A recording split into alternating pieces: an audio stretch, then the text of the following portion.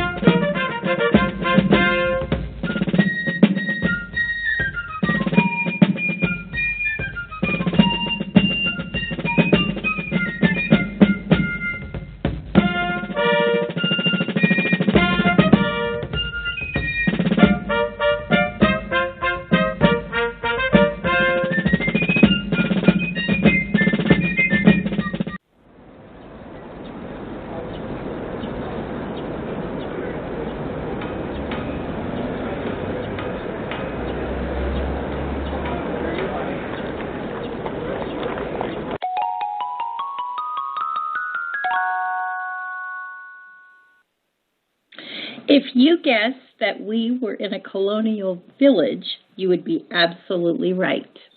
What we were listening to was a combination of sounds from early America.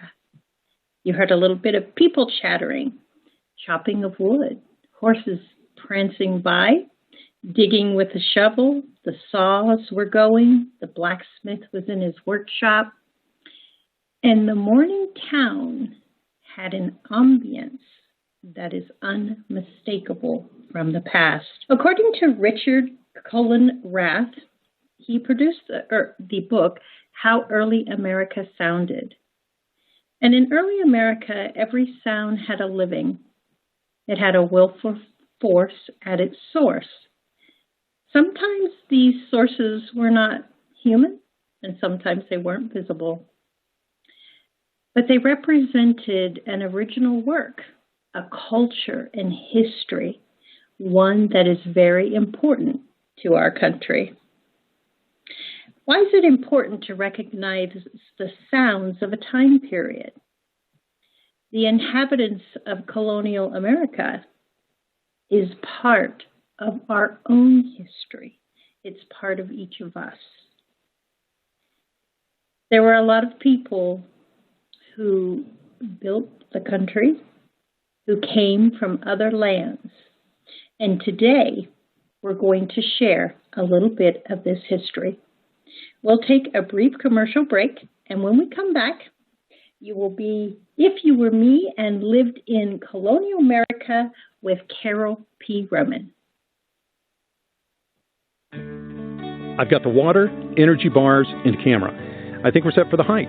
Almost. We need to protect our skin. Don't forget your wide-brimmed hat and sunscreen. All right. I've got the hat. I've got SPF 30. Will that work? Yeah, anything 15 or higher is good. Just make sure it says broad spectrum. Great. Got it. I am not getting burned again. Let's go. Learn more at cdc.gov/cancer.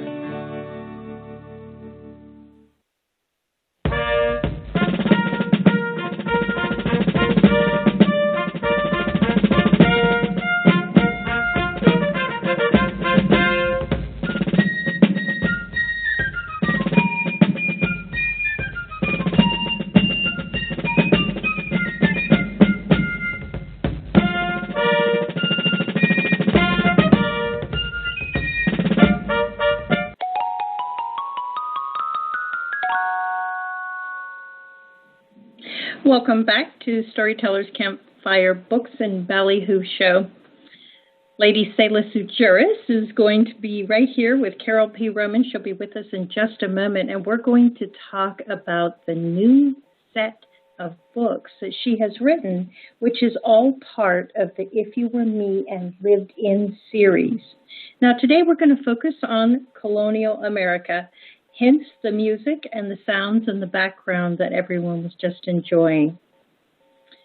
Colonial America is important not just to our history and the shaping of America, but it's important because it's part of our identity and who we are. So we want to welcome to the campfire the author of this incredible book, Carol P. Roman. Carol, welcome back to our global campfire.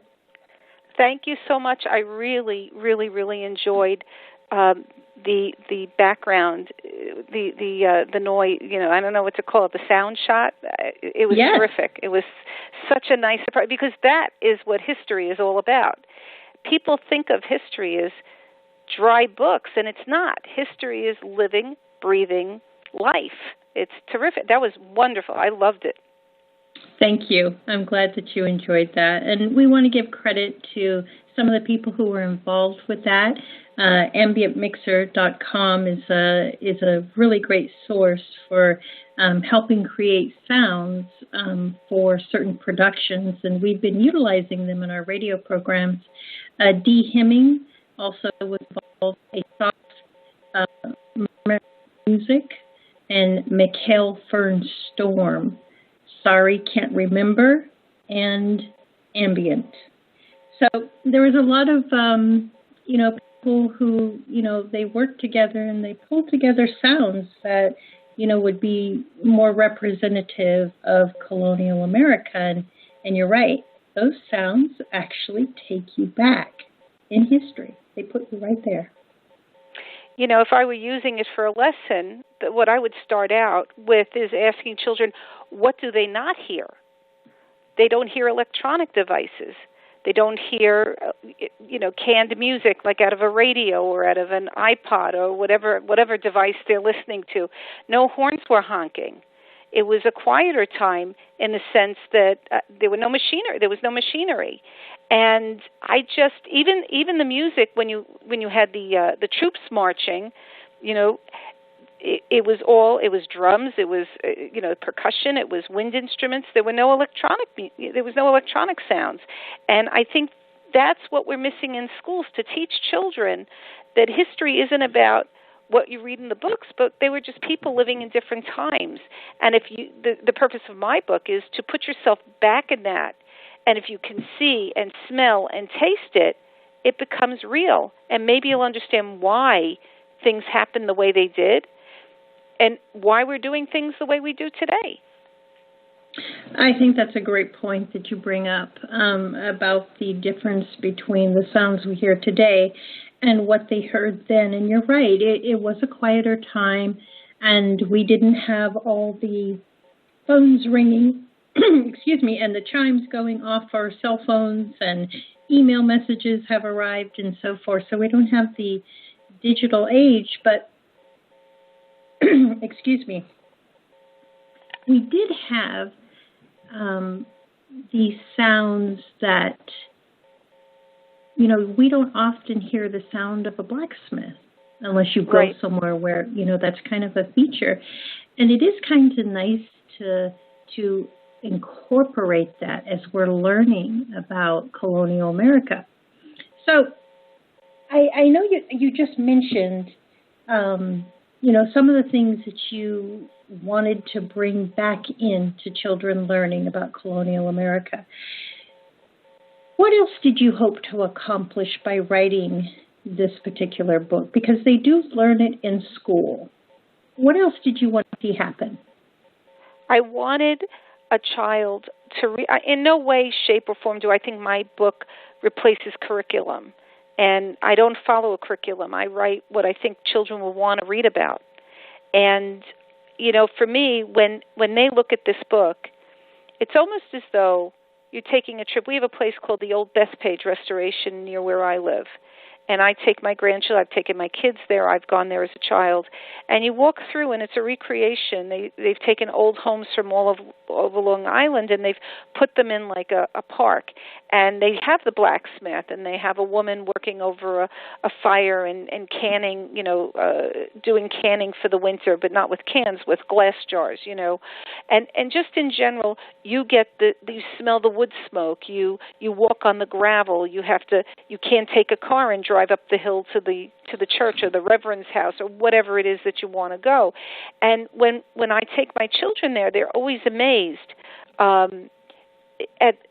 They can almost it jumps out of the book then, and they can identify with what's going on. So when I wrote the book, I followed the template of my culture book, which was taking points that I think a child would be interested in, so that when they do read about religious reformation, or when they do read about the first Thanksgiving, or about the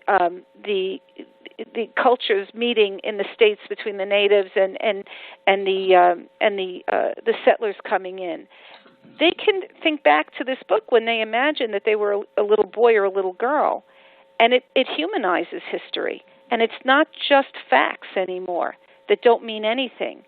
I know that I love history. I love history. I love talking about cultures, put on the History Channel and I could sit there for hours. But most people, they don't hear it. They hear blah, blah, blah, blah, blah, blah when you're talking history.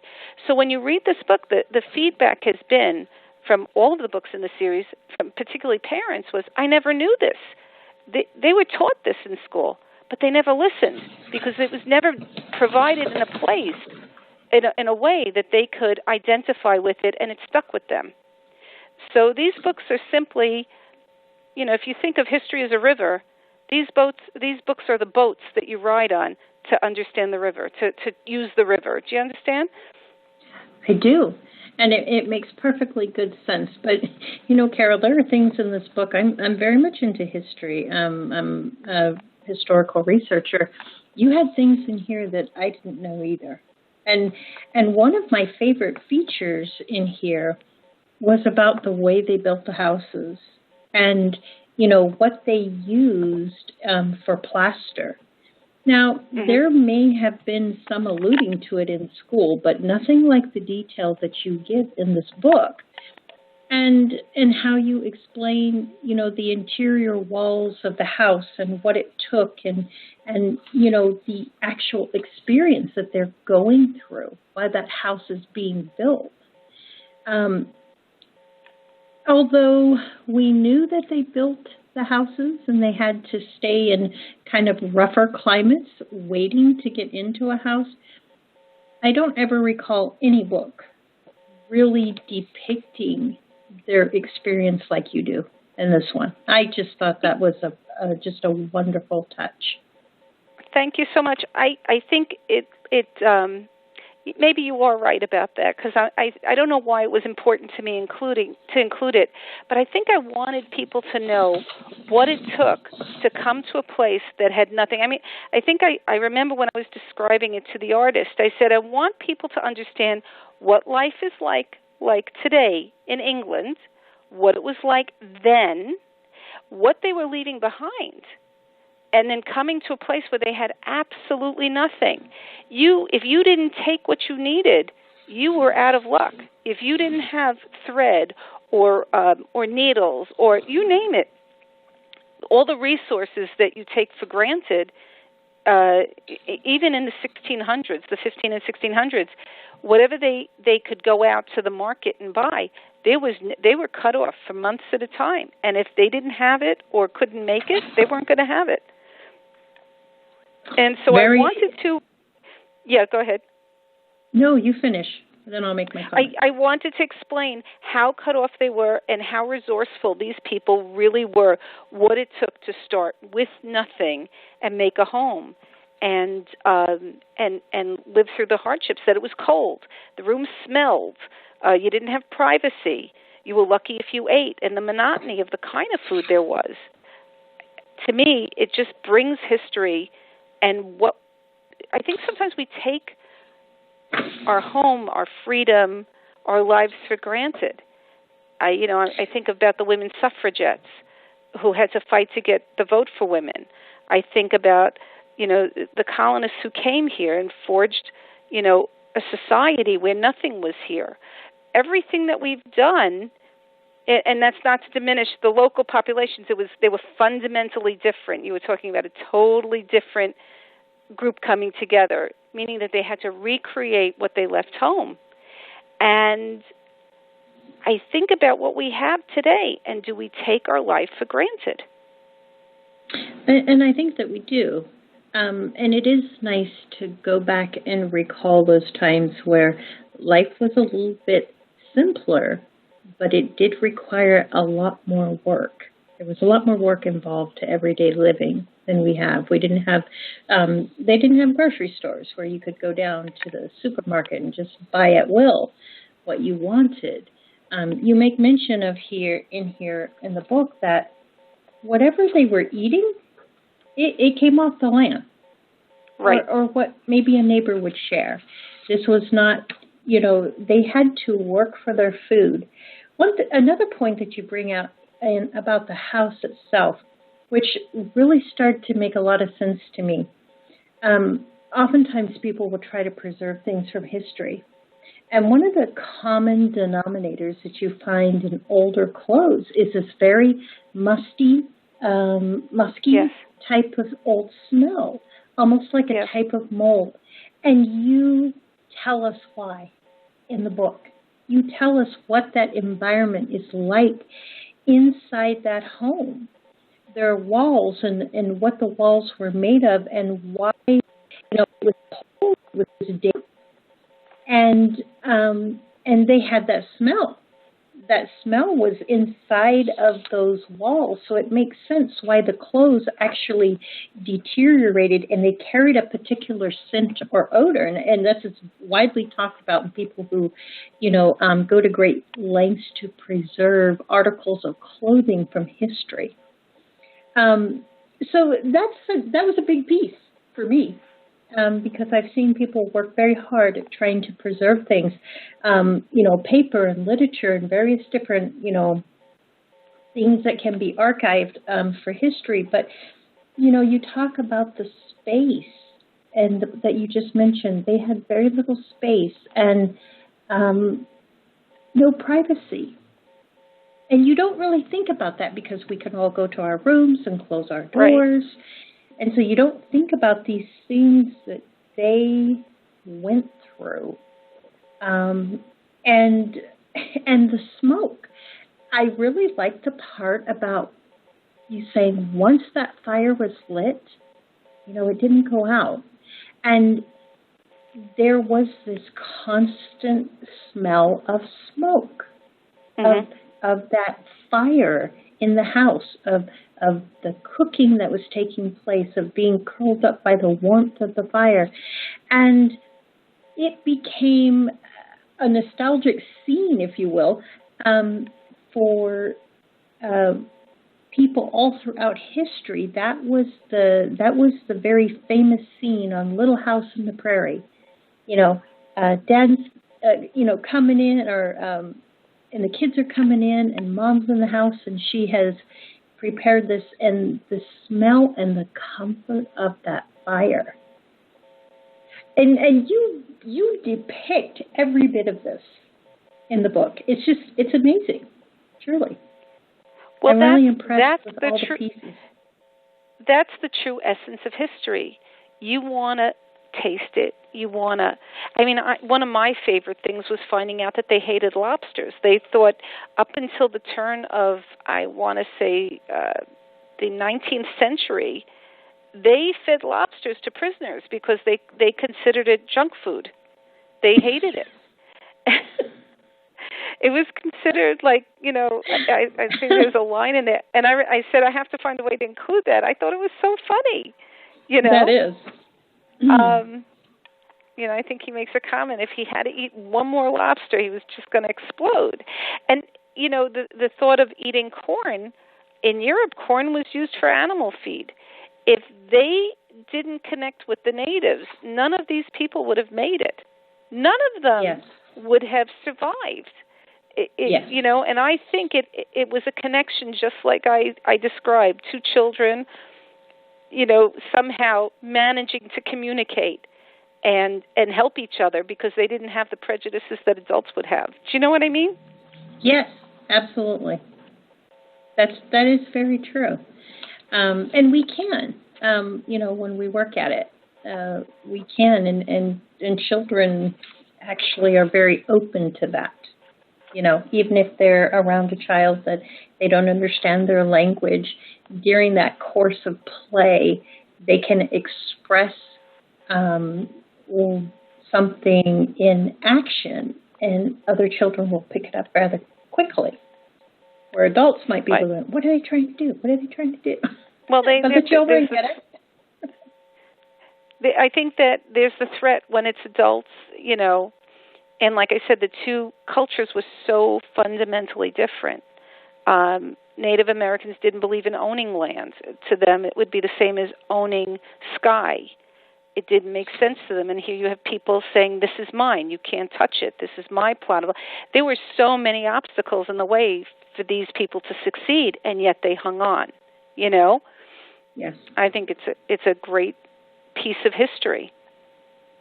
Absolutely. And I think parents and children are really going to enjoy, besides the information that's in it, and I like the way you put it in the story form, but the illustrations are very depictive of what their life was like. And one of my favorite is, the mud that it's called daub, is what they use instead of plaster. And it was interlaced with rods and sticks called wattle. And that was what they made to make the interior walls of the house. And you actually show that, how that's taking place. So the illustrations are just really good. How was it working with Sarah Wright? Because she illustrated this book. She was delightful. I engaged her through a company called Upworks. And what I did was, in my other series, Kelsey does all of the artwork for the cultural series, and I decided for the historical series I wanted to use different artists. So I pretty much I picked a woman in Italy to do the Renaissance book. I tried to pick very different styles so that each book would be a surprise when they opened it. And I also felt that the artists would bring something to it. I loved how she mixed real pictures with images, with her illustrations.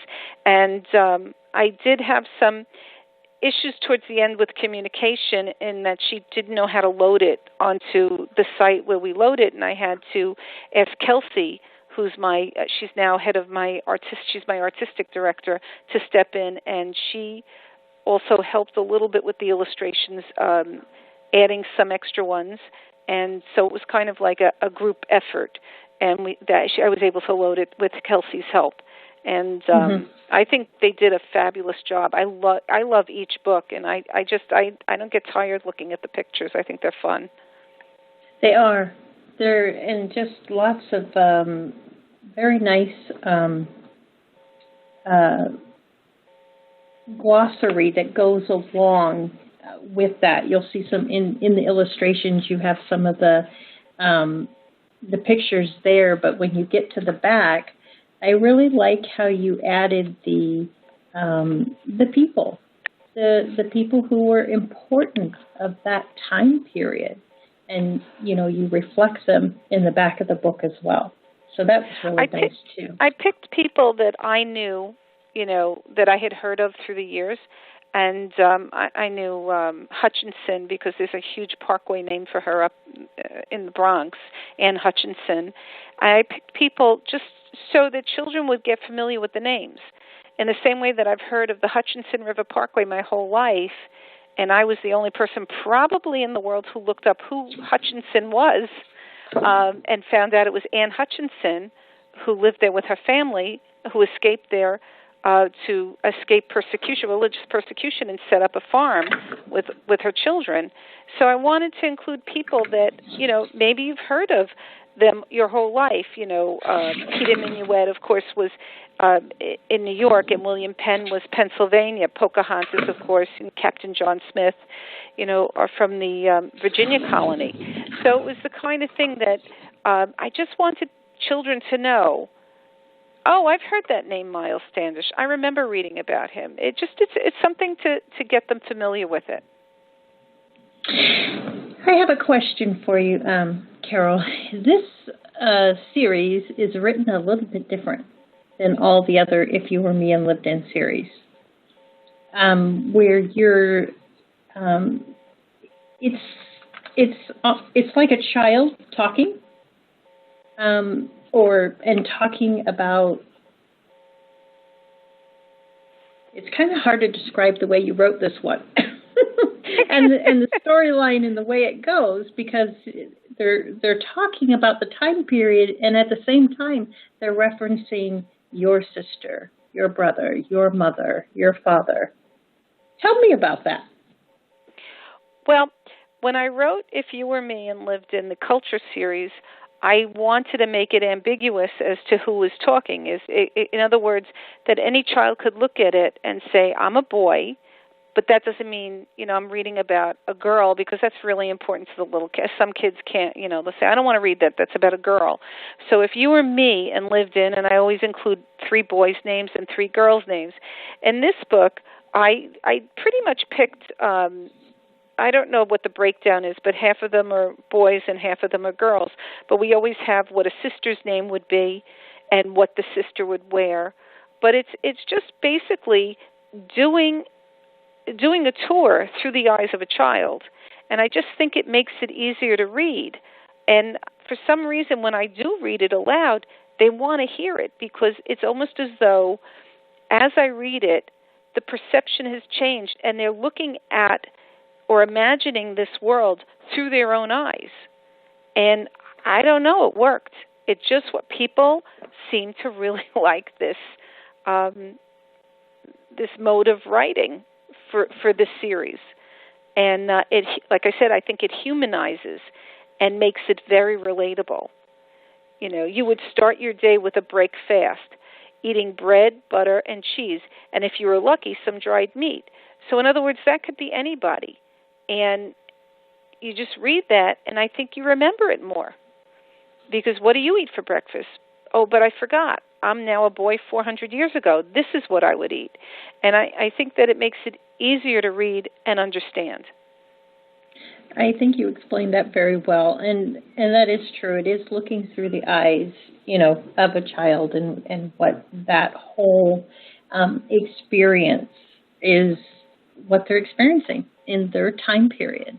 So it's very nicely done. I was just really surprised. I didn't expect that, because I have read 18 books a very different way by you. So that kind of caught me off guard, but it was a pleasant surprise, and I just wanted to ask you about that, because it is different, but well done also.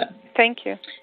So I want to talk a little bit about your favorite features of the book.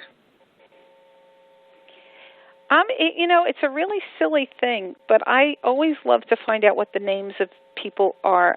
From the time I was a little girl, I was fascinated with names and what the names mean. For instance, in this book, it says, if you were a boy, your parents might have called you Comfort or Abraham. They may have chosen Patience or Mercy for your sisters' names. And what do those kind of names tell you about the society? And that should tell you right away the kind of society that it was Bible-based, and that they were talking about the virtues that we put forth during sermons: patience and mercy and comfort. These are all kind of based is a heavily religious society. And I love to, that was the first thing when I was doing any of these books. I always want to know what would you call a child, and what does that tell you about that society? So I find that very fascinating. I love to watch the shows on TV, the culture shows that they have today, the ones that where they tell you about foods all over the world, and you see a fellow going and eating foods that are very comfortable in one culture and make us squirm in another culture. So that's really experiencing a culture. When you eat insects or worms that to another person they would look at you eating shrimp or lobster and think the same thing. I think it's really interesting to see how people cook, what they eat, what spices they use, how do they use their resources. To me, those are the really fascinating things. Although I have to say that when I do the research for these books, I find the clothing fascinating. I find the little tidbits, like I said, with this one, for me, the big one was lobster. And I want to tell you, Lady Selah, most of the books I found, wattle and daub was used in almost every society up until today's society. When you read the Elizabethan and when you read American West, it kept coming up because we wanted to use the same words in the glossary. We wanted to use the same explanations, and I was really surprised at how often it would come up in the different cultures around the world. Very interesting. Well, I'll have to look at those. I haven't seen some of the others yet, so I'll be taking a close look at that. Another thing I wanted to ask you about is the If You Were Me and Lived in Cultural series.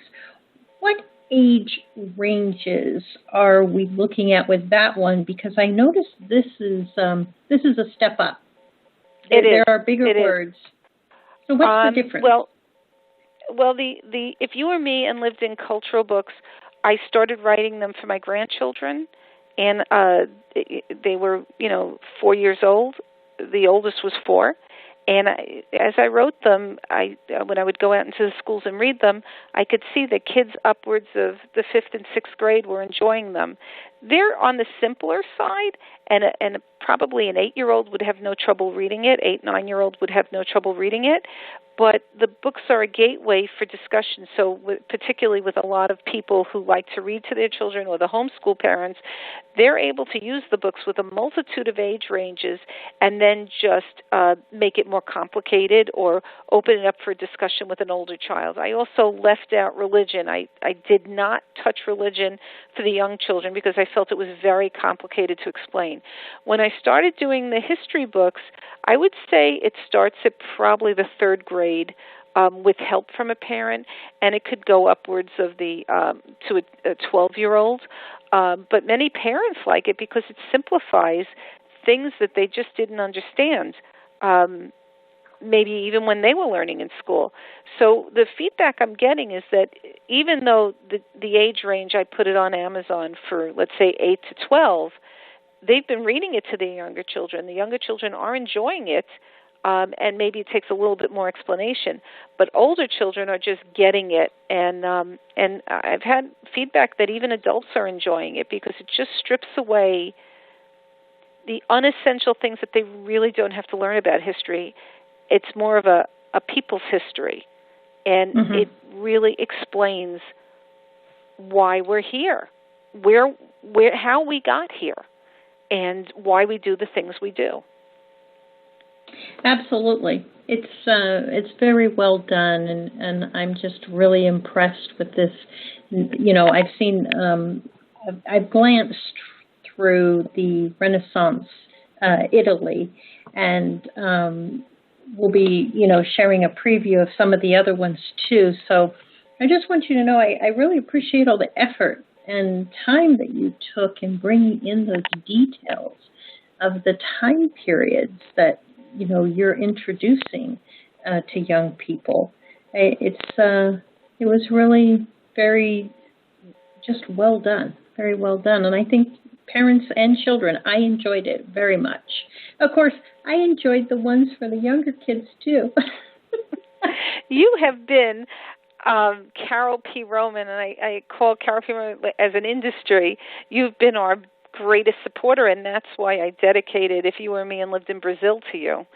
Yes, you did. That was such a wonderful surprise, and thank you so much. I got back home and from that long trip, we were on book tour quite a while, and I got that, and I saw it. I was just like, oh my word! I just couldn't believe it. That was just such a wonderful thing for you to do. But you deserve it. You deserve your books to be promoted because you're doing a lot with them. It's not just a book. There's a whole series, and you're helping children learn and embrace other cultures, other nations, other people, other ways of living, and helping them understand that even though we have all these differences in the world, we're all people. And so that's one of the things that I love about the Culture series is that we do have differences, but you always bring it back to things that we have similar, things important to people in general. And then with this series, I'm a big history buff. So you're right up my alley. I'm so glad. I just wanted to demystify history and perhaps I think of history as a giant chain, and that to me, I realize that each age leads into another age. That, the Middle Ages, when people were isolated, led into the age of exploration, where they started to go out, the age of exploration. Each age pushed itself to another age where the history of humanity has changed and grown and connected and learned from other people. And I just want people to understand that we don't live in an isolated time. It doesn't begin and end with us. We got here we got here on the backs of the people who came before us. And because of their ingenuity and hard work and determination, they put us here. And I think it's really important that we have to know why they put us here, and we don't lose sight that we have to prepare for the next generation. And something that is really important for people to think about. Another thing that I like that you do is oftentimes children get stuck into that terminology, history. In school, fortunately, I loved history, so I didn't have a problem in U.S. history or world history or the social sciences because I enjoyed learning about it. But so many of my peers and of my age group are like, history. But you've been able to do something with these books, and you've been able to take it and turn it around into something quite enjoyable. It didn't feel like a history book, even though it was. And what I mean by that is, although it is about colonial America and the history, it was more like experiencing colonial America versus a history book. When I write it, I try to think of it as a documentary.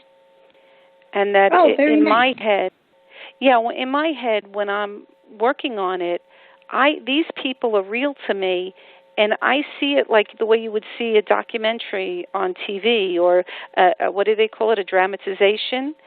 The other thing I want to point out is that, a lot of people think that history begins and ends with Western civilization, and it doesn't. There are rich histories all over the world. So what's coming out in the books next, I have the Mayan Empire, which happened in Central America 2,000 years ago. And China came out, subsequently China came out, ancient China, and I just finished ancient Mali, it was so fascinating. In Africa, Mali at one point was the greatest nation on earth, and I had no idea. I learned so much about Mansa Musa, who was the leader, the emperor. And I'd like to do, right now I'm working on immigration in the U.S. At the turn of the 20th century, and I've been requested by a lot of people to do the northern maybe American Indians, Native Americans. So it's very hard because there was a diverse cultures. How do you pick one? Yes. How do you pick one? A little bit about that because of my Native American background, and right. It's difficult to choose. And I had some suggestions that I made then, but you're right. There was a lot that was taking place, and there were so many tribes and so many, small tribes. But yet, when you look at it, they actually sprang from a larger group of people. And so that's how I think in terms of Native American tribes is, I believe the Algonquin Nation, 250 tribes and nations came out of that nation. That's what I needed to, because when I started to do the research, it's like, do you do the Cherokee? Do you do the Northern Plains? Do you do the Sioux? Do you do the Hopi? Do you do the tribes that lived in the Oregon, the Northwest?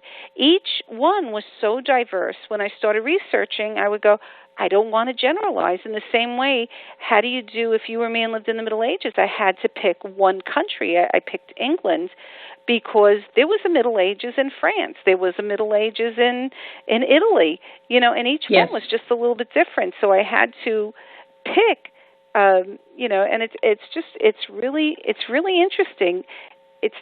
There's a lot of work that goes into doing each book. Absolutely, and you're also helping young people establish the genealogy routes, that spanned people across the globe. Right. So there's a little bit of that's happening as well as they go into the books. So, it's just so exciting that you've come into this next phase, and I really appreciate you coming here and sharing, what you hope to do with these books, and give us a little insight, from you as the author and creator of this secondary level of If You Were Me and Lived In series. Well, people have pointed out, and I want to stress that the books are not all good times and playing hopscotch. There's mention of diseases and deaths, and many people have said it was done in a very tasteful way. Like, for instance, I had to mention that not many people survived that first winter, and when I did the American West, I had to talk about the cholera outbreaks, and I just didn't want to paint a rosy picture that people think that this is, it was all roses and fun and games, that there was a very dark side to living during these times. One person was offended that I wrote something about slavery in one of the books, that it was just an accepted thing. But they have to understand, it was accepted at this time period. I'm not saying that, it was right. This is not a judgment. But if you were, I think it was Greece. But if you were me and lived in ancient Greece, your family would own slaves, and that would be the norm. And you wouldn't think there's anything wrong with it. And I need people to understand that when they read it, today we judge things as wrong, rightly so. But back then, this was the accepted mode of belief. And by reading about it, that's how we grow and learn. And I think learn to tolerate other people. That's a really good point that you make. And it is because of the past and looking back through the past we can learn how to have a better future. But if we don't do that, right. If we don't peer back into the past and see the things that, what those things were, good, bad, ugly, or indifferent, then we don't have a future. So that's really important to remember. And we can't sanitize it. We have to tell it like it was. Yes. I think that's the biggest mistake. You know, when I think back to the musicals I used to watch with my mother, you know, that came from the 30s and the 40s and the 50s, when I used to watch them, and they had these sanitized versions of history, and history was dirty and ugly, and there were things that went on, you know, that people had to change because you couldn't live like that. And out of something bad, something good happens. And that's why we're constantly evolving to make life better for the next generation. Exactly. Yes. Well, Carol, thank you so much again for being on the program. This is really delightfully surprising, new series that you are creating. And I look forward to, maybe doing some consulting or talking with you about the one for the Indigenous Nations. Yes. For the Native Americans, that's quite an undertaking. So feel free to talk with me about that. I'm going to pick your brain, and I'll tell you why. Because when I started my research with the same thing with a lot of the ancient cultures I've been doing, there's not much written down. And, I take it also at face value. And a lot of times you're reading things that are just incorrect, and you have to go to as original source as you can. And I'm definitely going to call you and commandeer you and keep you on the phone, because this is something that has to be told. Yes, absolutely. And I look very forward to helping with you on that particular topic. I do have some, other ideas that you could probably employ because there's, such a vast amount of different indigenous tribes and nations to look at. But there's a way to incorporate, kind of like what you're doing. You pick a country, and then out of that country springs a large amount of smaller tribes. And it's interesting when you look at the language with indigenous nations, you can trace them back to a single tongue. And those dialects sprang forth, just like you can with English, just like you can with, all the different languages. You can trace those linguistics back. And so you can with people, too, as well. That's what I was talking about, that genealogy route that children are learning as they go through this book. You're giving them the history, and they're experiencing the time period, but they're also seeing the evolvement of people from the cradle of civilization and how man spread out to different lands and territories and how they continue to grow. And how they take from other cultures and incorporate it into their own. Absolutely. Yes, I'm always, going back to the name, I'm always amazed that you can find the name Michael in almost every language. You can find the name Alexander almost in every language. It's just, it may sound a little different, but whether you're in Mexico or in Russia, you're going to hear that name. And I just think it's really interesting that those things travel and exchange, and the only way they can exchange is by an exchange of culture. Very true. Very true. Very well put. So share with our listeners, where can they go? You have a website, plus you have some Amazon pages, and you have some social media. So before we run out of time, where can they go to learn more about you? Well, I have a blog. Carol P. Roman, CarolepRoman. That's my blog. And then, of course, there's a website, which is www.carolproman.com. And then you can find all the books on Amazon or on barnesandnoble.com. I take suggestions if people want to write and suggest a time period they'd like to see. Two of these time periods that I've done were at the suggestion of other people, so I'm always willing to do my own research and learn about something that I never even considered before. I think that was it, right? Very nice. Yes. Where do you put the most updates? Like your new releases? Most of Facebook, the blog. Facebook always shows a release. I know If You Were Me and Lived in Poland is coming out. That's a fascinating book. That's coming out within a day or two. And If You Were Me and Lived in Viking Europe, which I have to tell you, I had so much fun writing that book. I learned things I never knew. And If You Were Me and Lived in the Mayan Empire, which was actually the very first book I wrote in the series, but it took that long to get it illustrated because it's a little complicated. Mm-hmm. That book was probably the hardest to get illustrated because there's not much as far as pictorial history, so we really had to do a lot of research. And the one thing we don't want is generalizations. We want it to be as accurate as we can. Right. But you should see. It's just fascinating. It's really interesting. And it's really nice that you as an author, one of the things that you express on the interviews often is your enjoyment, your fascination, your learning, and which really, kind of sets the pace and the tone for the books. It's why they're coming out so well. You're enjoying all of this, and then you put that all into the book, all these little nuggets that you found. And by the time we get it, we're just like, oh, my word, look at this. I really do appreciate that you're really still enjoying it, and it's not just another book, because you have so many books out.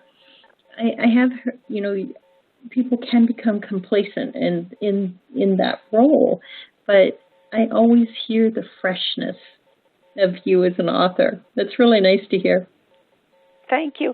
It is like that for me. I usually write at night, and I just sit here and I go, oh my God, I didn't know that. And then I have to take it and put it, I make my little notes and I put it away. And and then I'll sit there and go, oh, how are they going to draw this one? This is going to be tough. And for me, it's like I'm traveling all over the world. It's like I hop in a time machine at night, and it's like, where do I want to go to today? And I just have a lot of fun.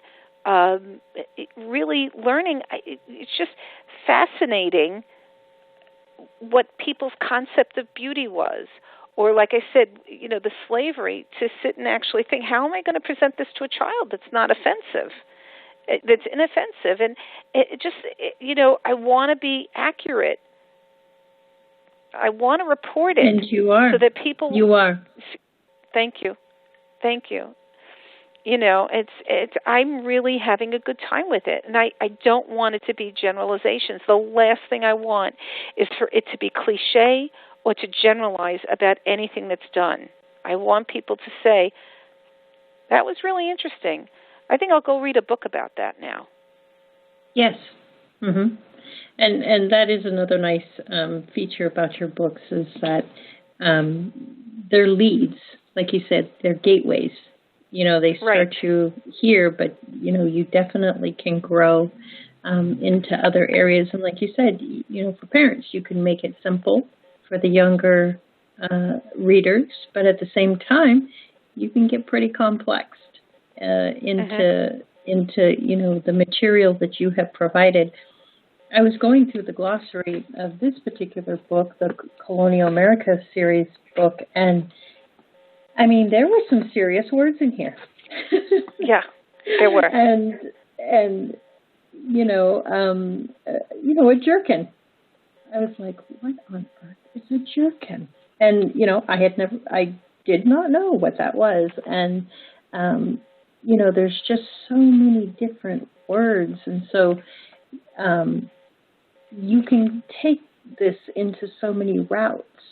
I could just see teachers having a field day with this. Well, what I did, each time I completed a book, I did a list of questions. So if people go on my blog, they can take off maybe it's 20 or 30 questions for each book for discussion to open up discussions with children. Things like what does it tell you about the society by the names? What was the importance of them settling near water and things like that. And if they go on my blog and scroll down backwards, the girl who handles my blog and she's my partner in my newest book, Julie Gerber. She put those questions on there for parents to pull off to have questions to talk about the books afterwards. Very nice. So I'm glad that you mentioned that. That's something that we haven't talked about too often. And I know you've had those for a while, but it does enhance the reading and the experience between, parents and their children or teachers and their students to engage in that conversation and see, because not everyone gets the same thing out of something that they've read. So it's nice to kind of see what they're thinking and feeling, and those questions that you have. I've seen some of them, and they really do help prompt some interesting discussions as well.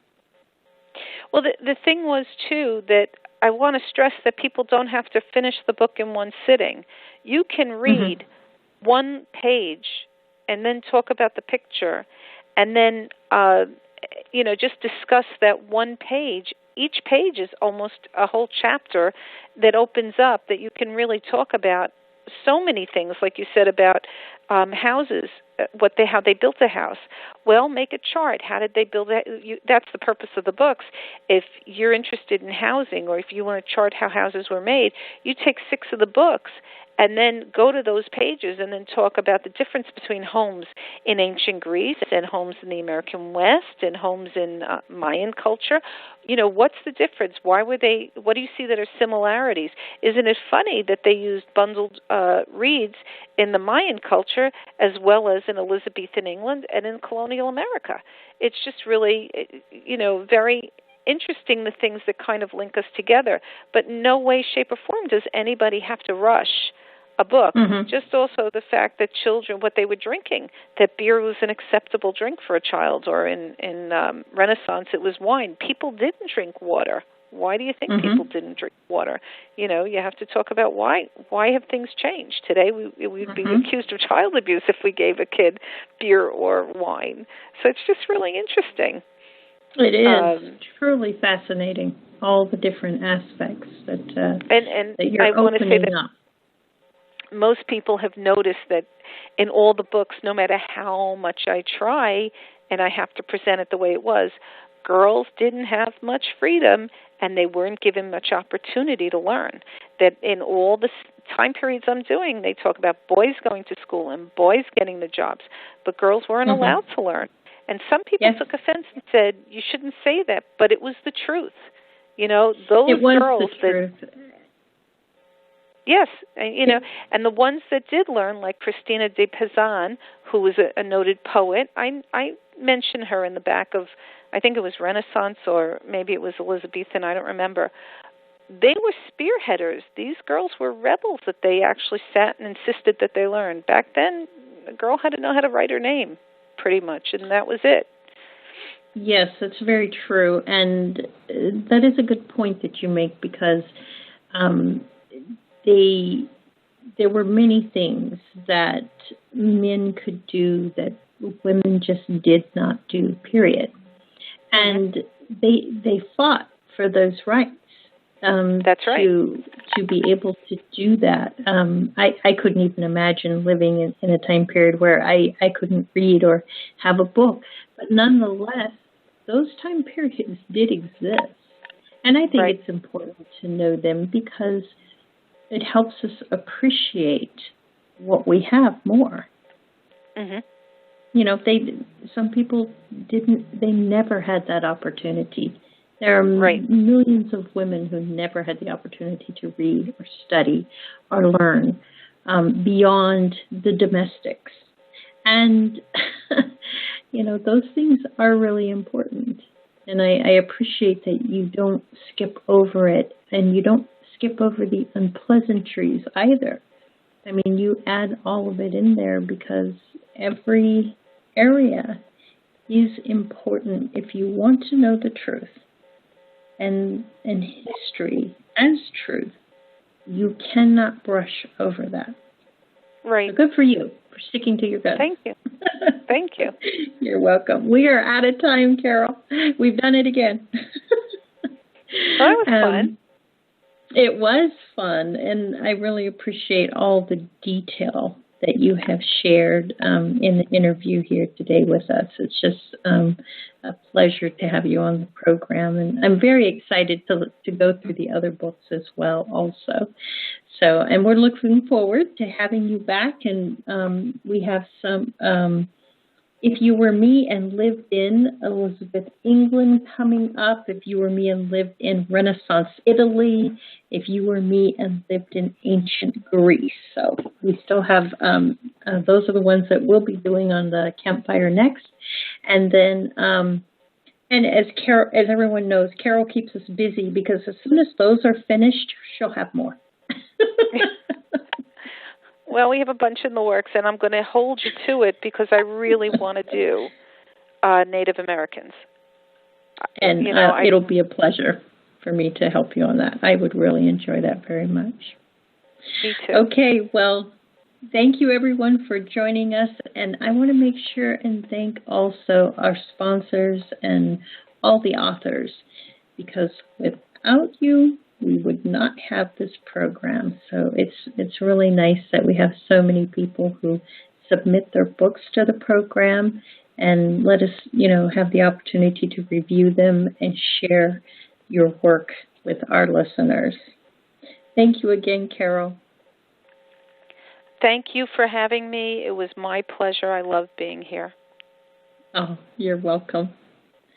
And we will see everyone at the campfire next time. Thank you. You're welcome. Bye-bye.